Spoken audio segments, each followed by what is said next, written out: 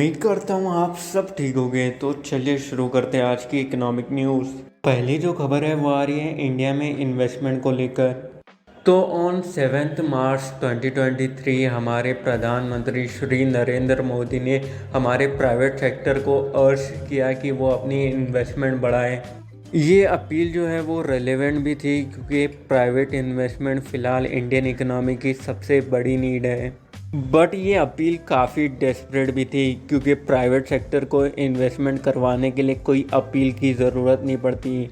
जहाँ भी private sector को उनका प्रॉफिट नज़र आता है तब वो बराबर इन्वेस्टमेंट करते हैं। तो चलिए जानते हैं प्राइवेट सेक्टर जितना गवर्नमेंट चाहती है उतना इन्वेस्टमेंट क्यों नहीं कर रहा। तो one of the biggest reason private sector अपनी इन्वेस्टमेंट बढ़ा रहा नहीं है क्योंकि उनकी कैपेसिटी अंडर यूटिलाइज्ड है। कैपेसिटी यूटिलाइजेशन को समझने के लिए मैं आपको एक एग्जांपल देता हूँ। समझो एक कंपनी है जो कार बनाती है जिसकी कैपेसिटी है कि वो हर साल 1000 कार बना सकती है। बट मार्केट में जो डिमांड है कार्स की वो 700 कार्स पर ईयर की है। तो इस वजह से कंपनी हर साल 700 कार्स ही प्रोड्यूस करेगी। तो इस कंपनी का कैपेसिटी यूटिलाइजेशन है 70%। तो चलिए हम कंसिडर करते हैं 4 ऐसी कैपिटल इंटेंसिव इंडस्ट्रीज, यानी वो इंडस्ट्रीज जहाँ बहुत ज़्यादा पैसा लगता है न्यू कैपेसिटी ऐड करने के लिए। यही 4 इंडस्ट्रीज जो है वो अकाउंट करते हैं for nearly 30% of total net fixed assets of non financial companies.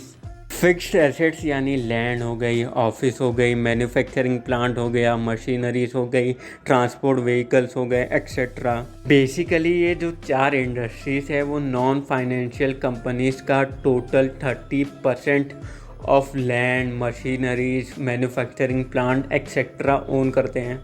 यानी most of the private investment जो है यही 4 इंडस्ट्रीज से आते हैं। पहली जो इंडस्ट्री है वो है कन्वेंशनल पावर जनरेशन। ये जो इंडस्ट्री है वो अकाउंट करती है 11% of total net fix assets of non financial companies, जो कि एसेट्स के मामले में इसको बनाती है इंडिया की लार्जेस्ट नॉन फाइनेंशियल इंडस्ट्री। तो इन 2011 एंड 12 इंडिया की कन्वेंशनल पावर जनरेशन कैपेसिटी थी 175.4 गीगावाट और पीएलएफ यानी capacity utilization in power generation industry था 73.5%। फिर फिस्कल ईयर 2022 आते आते इंडिया की कन्वेंशनल पावर जनरेशन कैपेसिटी बढ़कर हो गई थी 289.6 गीगावाट और कैपेसिटी यूटिलाइजेशन गिरकर हो गया है 58.9%। तो जब कन्वेंशनल पावर जनरेशन इंडस्ट्री की around 41% of the capacity underutilised है और वो इंक्रीज कंपटीशन फेस कर रही है रिन्यूएबल एनर्जी सेक्टर से, तो उसके पास ज़्यादा कुछ इंसेंटिव रहता नहीं है और इन्वेस्टमेंट करने के लिए। और फिर इंडिया की दूसरी सबसे बड़ी इंडस्ट्री है पेट्रोलियम रिफाइनिंग इंडस्ट्री, जो कि ओन करते हैं around 10% of the total net fix assets of non financial companies.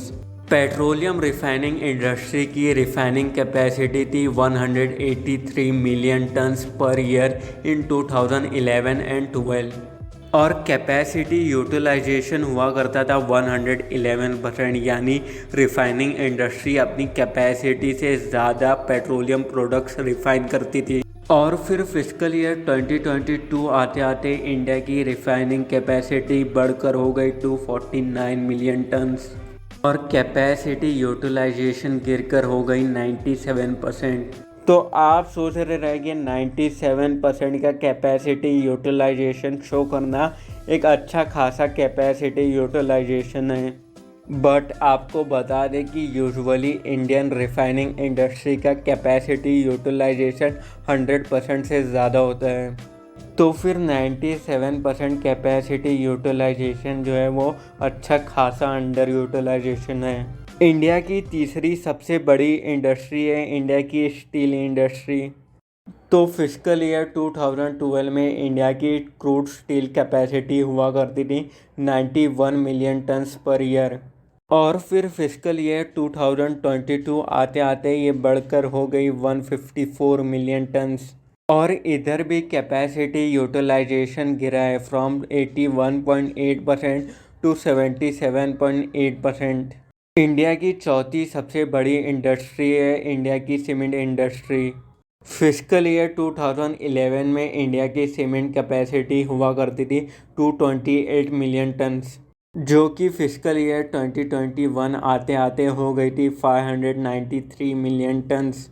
इधर भी कैपेसिटी यूटिलाइजेशन रहा है सिर्फ 69.5%।